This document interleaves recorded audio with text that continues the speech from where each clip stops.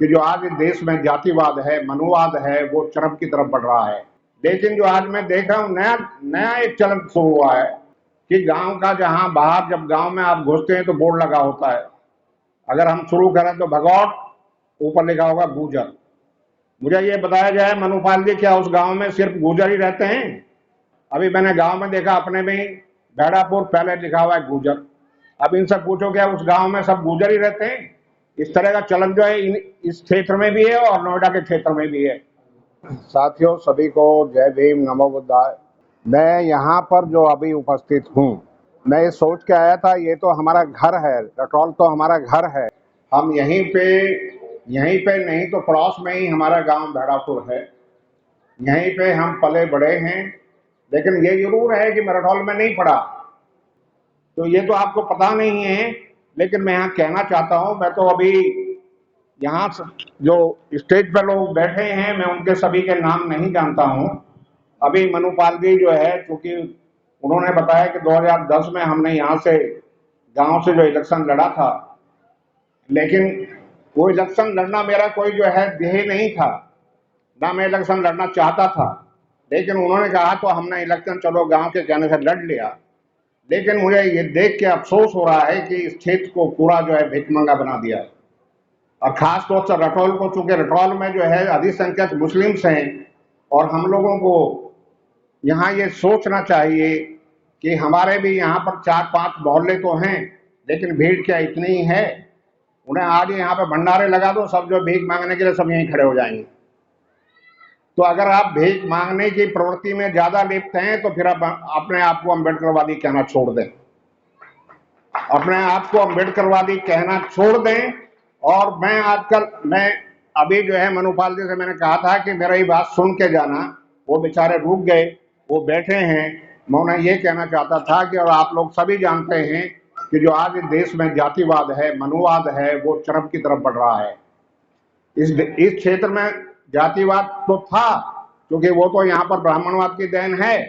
इस पूरे देश को जो है 6743 जातियों में बांट के रखा हुआ है, हम टुकड़ों में बटे हुए हैं। लेकिन जो आज मैं देख रहा हूँ, नया नया एक चलन शुरू हुआ है। अभी 2-3 साल से मैं देख रहा हूँ, अपने गांव में भी देख रहा हूँ, आसपास में भी देख रहा हूँ, और नोएडा के गांवों में भी देख रहा हूँ कि गांव का जहां बाहर, जब गांव में आप घुसते हैं तो बोर्ड लगा होता है, अगर हम शुरू करें तो भगौट, ऊपर लिखा होगा गुजर। मुझे ये बताया जाए मनुपाल जी, क्या उस गांव में सिर्फ गुजर ही रहते हैं? क्यों? ये सोचो, आपके गांव में सभी लोग रहते हैं, वो गांव सभी का होता है। अभी मैंने गांव में देखा अपने में ही, बैडापुर पहले लिखा हुआ है गुजर।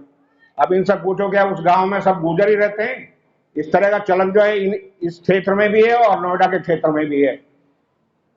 मैं ये भी बता देना चाहता हूं खासतौर से गुजर समुदाय को कि गुजर भी शूद्रों में ही गिने जाते हैं, जाट भी शूद्रों में ही गिने जाते हैं, यादव भी शूद्रों में ही गिने जाते हैं।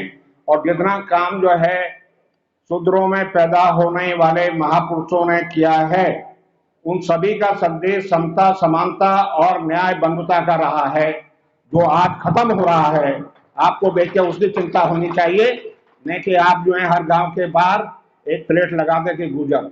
इस संबंध में मैं कुछ और नहीं कहना था, मुझे बहुत सारी बातें कहनी थी, लेकिन मैं यही कहूंगा कि जिन गांव में इस तरह की नेम प्लेट लगी है, मेरा उस गांव में दूसरे समुदायों से गुजर, अगर किसी गांव के बाहर नाम प्लेट लगी है, या किसी में जो है, मैंने कई जगह देखा, जैसे बंथरा में जो जाट लिखा हुआ है, और भी कई जगह होगा, क्योंकि ये चलन नया है।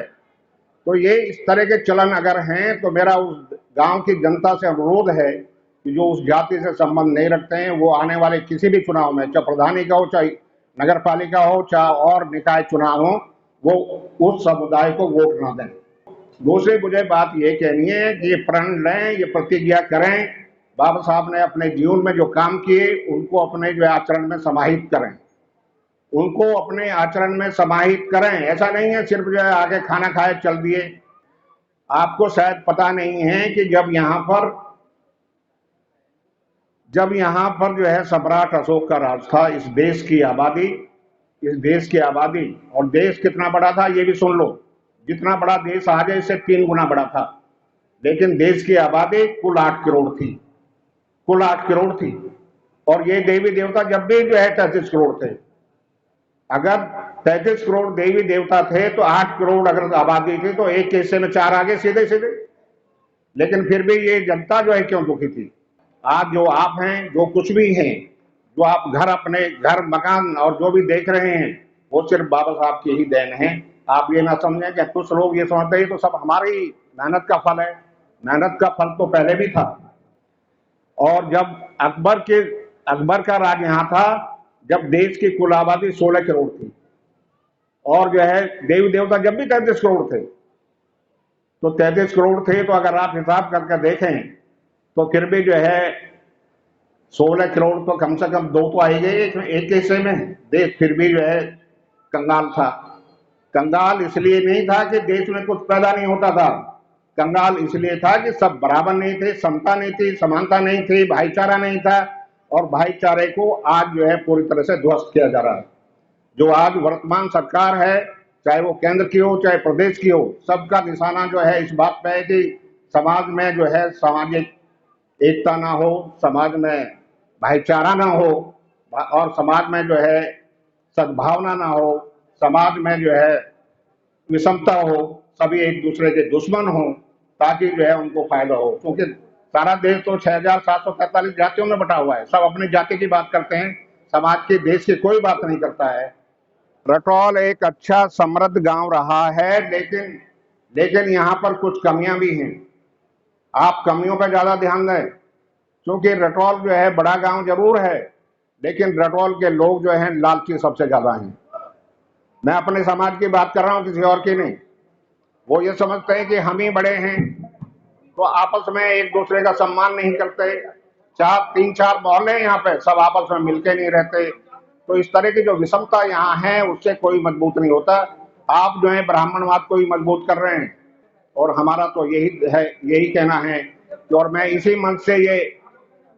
मंच से ये ऐलान करता हूं कि अगर जो है जिस तरह का माहौल इस देश में बनाया जा रहा है, दलितों से या जितनी भी शेड्यूल कास्ट की जातियां हैं उनसे भी निवेदन करता हूं, और मुस्लिमों से भी निवेदन करता हूं, क्योंकि मुस्लिम समुदाय यहाँ पर अधिक संख्यक है, तो वो सब एकता के साथ रहें। और अगर आप एकता के साथ रहें और एकता के साथ वोट दें, क्योंकि आपको वोट इसलिए नहीं दिया गया कि आप अपने वोट को जो है पैसों में बांट दें या हलवा पूरी खा के किसी और को दे दें। वोट का अधिकार इसलिए मिला कि आप अपने को सत्ता में स्थापित करें। सत्ता में स्थापित करने का मतलब यह है कि आप अपने एक अच्छे आदमी को वोट दें, अपने आप को वोट दें। और जो अपने गांव के बाहर प्लेट लगा रहे हैं, नाम की जाति आधारित प्लेट लगा रहे हैं, उन्हें बिल्कुल भी वोट न दें। तो मेरा कहने का मतलब ये है कि आप अपनी वोट का कीमत समझें, अपने आप को बेचे नहीं। आज हमारा समाज जो है ये भिखमंगा बन रहा है, इस प्रवृत्ति को रोकें। क्योंकि सारी महिलाएं जो है लाइन में लगती हैं, और तो इस बात को रोकें। हमारे आदमी सिर्फ इस बात को रोकें कि ये हम जो हैं बाबा साहब के रास्ते पे चल के उसी रास्ते को आत्मसात करेंगे, अपने महापुरुषों के बताए हुए रास्ते पर चल के उसको आत्मसात करेंगे। लेकिन ये भी साथ में ध्यान रखें, कभी कभी लोग कहते हैं कि सिख कौम बहुत अच्छी है, सिख बहुत ताकतवर है। वो ताकतवर क्यों है? वो क्यों है ताकतवर? कभी सोचा आपने? सिख समुदाय अपने गुरुओं की शिक्षाओं पर चलकर जो है उसे आत्मसात करके उसका पालन करता है। हम लोग जितने भी महापुरुष इस देश में हुए हैं, सबसे ज्यादा श्रेष्ठ महापुरुष जो है वो बहुजन समाज में ही हुए हैं। और जो है अपने आप को सीधे रास्ते पे, बाबा साहब भगवान बुद्ध के बताए हुए रास्ते पे चलें, बाबा साहब के बताए हुए रास्ते पे चलें। अभी इस देश में जो है सबसे मजबूत गठबंधन जो है ब्राह्मण और बनियों का है। बाकी लोग जो पैदल हैं सब, ब्राह्मण बनियों का गठजोड़ चल रहा है। यहाँ भी जो है अध्यक्ष महोदय बैठे हैं कि मैं उनको टारगेट नहीं कर रहा हूँ। हकीकत है इस देश की आज कि ये जो है इस देश में, पूरे देश में जो गठबंधन है वो ब्राह्मण बनिया है। सत्ता उनके हाथ में है, व्यापार उनके हाथ में है। और जितना भी बहुजन समाज है, चाहे वो गुर्जर हो चाहे जो है यादव हो, वो तो सब पैदल हैं।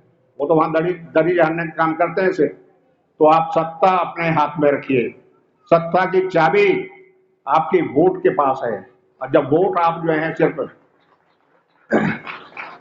आप अपनी वोट की ताकत को नहीं समझते हैं, कितने मुश्किल से जो है ये वोट का अधिकार आपको दिलाया, इसको आप जानते नहीं हैं, इतिहास नहीं जानते हैं। यहाँ बहुत सारे लोग बैठे हैं वो भी नहीं जानते होंगे। शायद आपको ये नहीं बताया होगा किसी ने कि जब जो है वोट के अधिकार की बात हो रही थी तो बड़े बड़े इस देश के नेता यानी सरदार पटेल जैसे नेता, गांधी जैसे नेता भी उसका विरोध कर रहे थे। वो कह रहे थे कि क्या ये सब लोग जो है संसद में जाकर क्या हल चलाएंगे। तो इन बातों को समझना पड़ेगा। जब जो है बाबा साहब ये कह रहे थे सबको एक वोट एक कीमत का अधिकार मिलना चाहिए, तो सरदार पटेल और गांधी और कई बड़े बड़े लोग जिनको नेता आप समझते हैं, और मैं तो कहूँगा आप उन लोगों को नेता ना समझें जिनके विषमतावादी विचारधारा थी। जो समतावादी लोग हैं उनको ही अपना नेता माने। जो इस तरह के लोग थे उस टाइम पर हो या अब हो, वो इस देश के दुश्मन हैं, जो आपको बांटने का काम करते हैं, आपके वोट लेके आपको ही कत्ल करने का काम करते हैं। उन लोगों को वोट ना दें और एक मजबूत गठबंधन बनाएं। इस समाज का दलित, पिछड़े और मुसलमान, इनका गठबंधन बनना चाहिए और अपनी सत्ता, अपने वोट अपने आदमी को देनी चाहिए। वो भी वोट ऐसा नहीं कोई आपको जो है दारू बांट कर वोट ले, ऐसा नहीं। उस आदमी को वोट दें जो अम्बेडकरवादी हो, जो समतावादी हो, जो समानता में विश्वास रखता हो और जो आपके विश्वास के लायक हो। ये नहीं कि आपको जो है आपको 500 रुपए बांटे और जो है 500 रुपए बांट के या दारू बांट के या खीर सब्जी पूरी खिला के आपका वोट बटोर रहे हैं, उनको वोट ना दें। बहुत सारे पढ़े लिखे लोग तो हैं, लेकिन जो है बाबा साहब का मतलब जो है शिक्षित बनों से मतलब ये नहीं था कि हम सिर्फ पढ़ लें, ये नहीं था उनका मतलब। साक्षरता से उनका मतलब नहीं था। पढ़ने से मतलब, सिर्फ शिक्षा से मतलब उनका था कि आप शिक्षा के बल पे अपने आप को सक्षम बनाएं। लेकिन वो तो आप बन नहीं रहे। वो तो आप जो हैं उनके गुलाम बन रहे हैं, आप ब्राह्मणवादियों के गुलाम बन रहे हैं आप जो है। और जो है बार बार यहाँ पर आप ब्राह्मण बनिया गठबंधन की सरकार ला रहे हैं। ये इस देश के लिए बहुत ही नुकसानदायक है, इस देश के भविष्य के लिए नुकसानदायक है। मेरा निवेदन है कि कृपया करके इस सत्ता को जितना जल्दी हो सके देश के हित में और देश में रहने वाले सभी लोगों के हित में उसको जो है खत्म करें। जय भीम, नमो बुद्धाय, धन्यवाद।